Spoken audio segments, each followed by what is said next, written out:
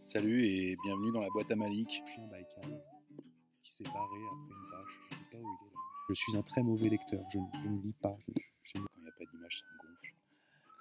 Le but, c'est de lire des lectures qui soient courtes, intenses et qui invitent à la réflexion. Le prophète de Khalil Gibran. Le Petit Prince. Ces gens que j'aime, que je vois pas forcément tous les jours, et j'aimerais partager avec eux des petits moments de douceur. Asseyez-vous confortablement avec quelqu'un que vous aimez ou juste vous-même. Je vous souhaite de vous aimer. D'ici là, je vous souhaite une belle écoute.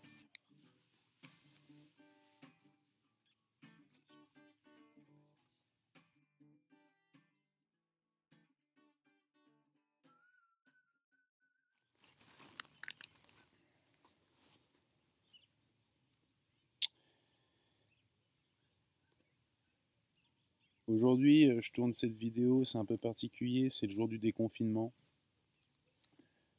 Donc je me suis dit que j'allais me mettre à côté de Phil Barbelé. Juste qu'on se rappelle à quel point ils se sont foutus de notre gueule.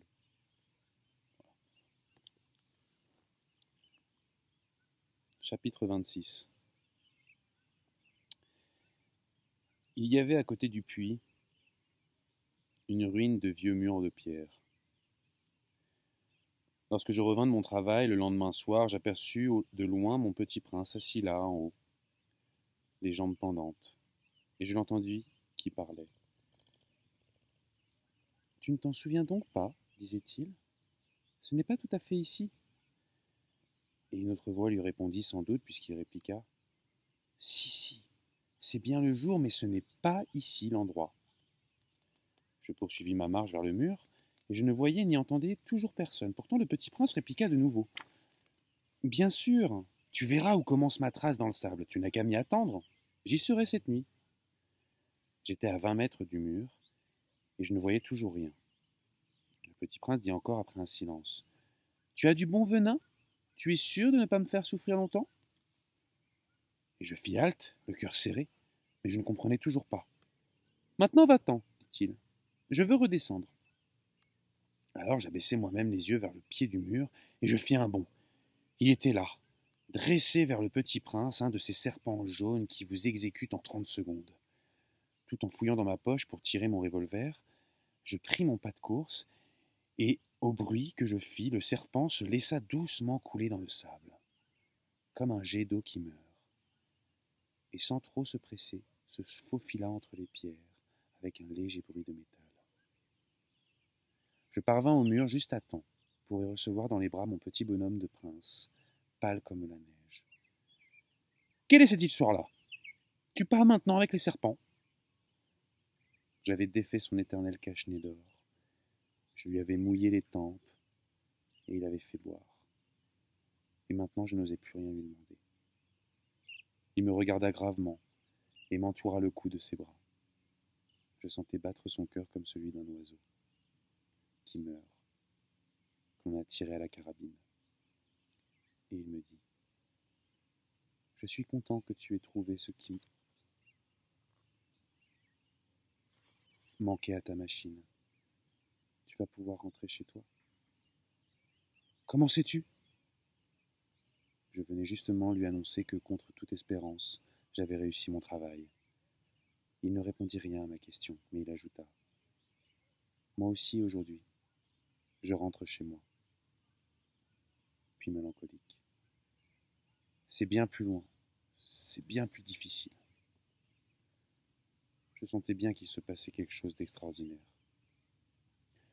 Je le serrais dans les bras, comme un petit enfant, et cependant il me semblait qu'il coulait verticalement dans un abîme sans que je puisse rien pour le retenir. Il avait le regard sérieux, perdu très loin. « J'ai ton mouton, et j'ai la caisse pour le mouton, et j'ai la muselière. » Et je souris, et il sourit avec mélancolie. J'attendis longtemps. Je sentais qu'il se réchauffait peu à peu. « Petit bonhomme, tu as eu peur. » Il avait eu peur, bien sûr, mais il rit doucement. « J'aurais bien plus peur ce soir. » De nouveau, je me sentis glacé par le sentiment de l'irréparable. Et je compris que je ne supportais pas l'idée de ne plus jamais entendre ce rire. C'était comme moi, comme une fontaine dans le désert.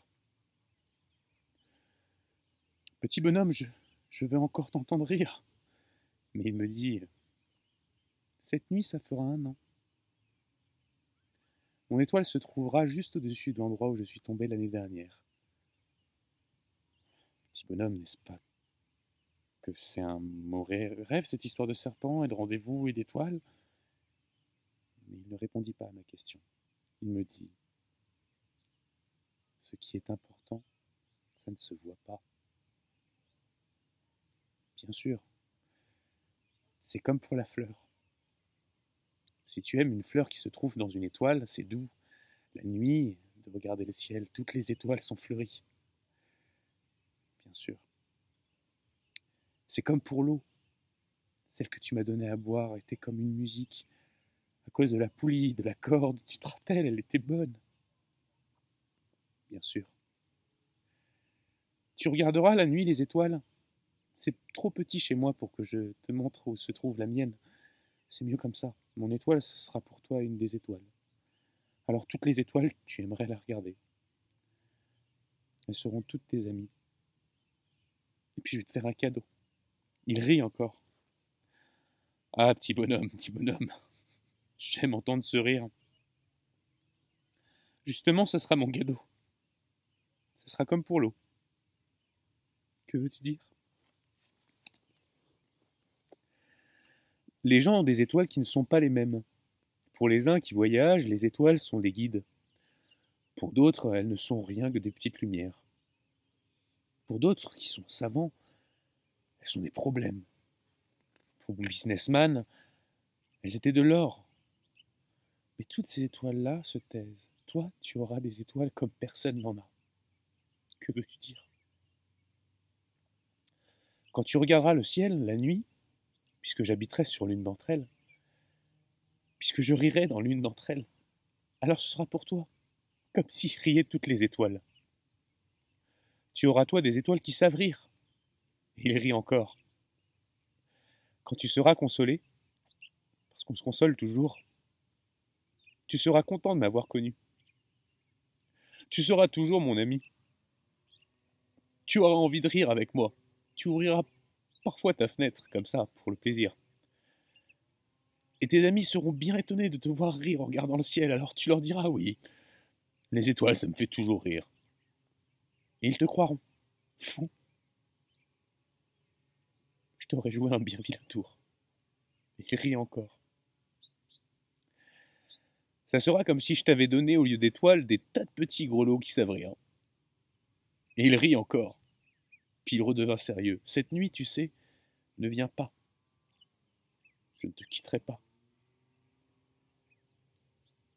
J'aurais l'air d'avoir mal. J'aurais un peu l'air de mourir. C'est comme ça. Ne viens pas voir ça. Ce n'est pas la peine. Je ne te quitterai pas. Mais il était soucieux. Je te dis ça, c'est à cause aussi du serpent. Il ne faut pas qu'il te morde. Les serpents, c'est méchant. Ça peut mordre pour le plaisir. Je ne te quitterai pas. Mais quelque chose le rassura. C'est vrai qu'ils n'ont plus de venin pour la seconde morsure. Cette nuit-là, je ne le vis pas se mettre en route. Il s'était évadé sans bruit. Quand je réussis à le rejoindre, il marchait décidé d'un pas rapide. Il me dit seulement « Ah, tu es là. » Et il me prit la main. Mais il se tourmenta encore. « Tu as eu tort. Tu auras de la peine. J'aurai l'air d'être mort, et ce ne sera pas vrai. »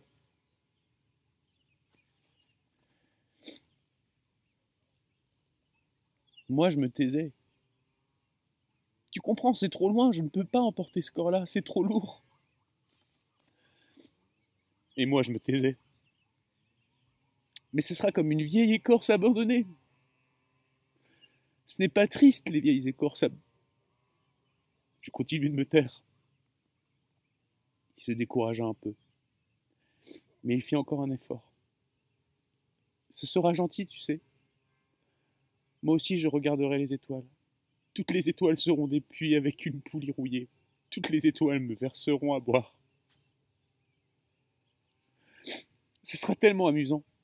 Tu auras 500 millions de grelots et j'aurai 500 millions de fontaines.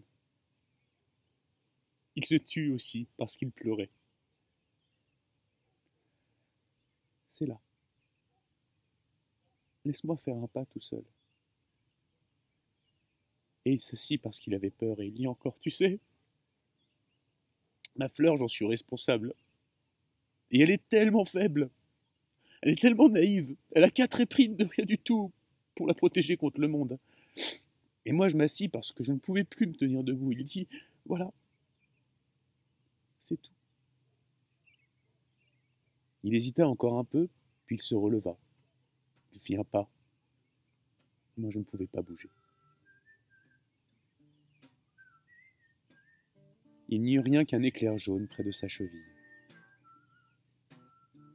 Il demeura un instant immobile. Il ne cria pas.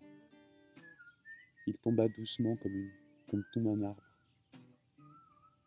Ça ne fit même pas de bruit, à cause du sable.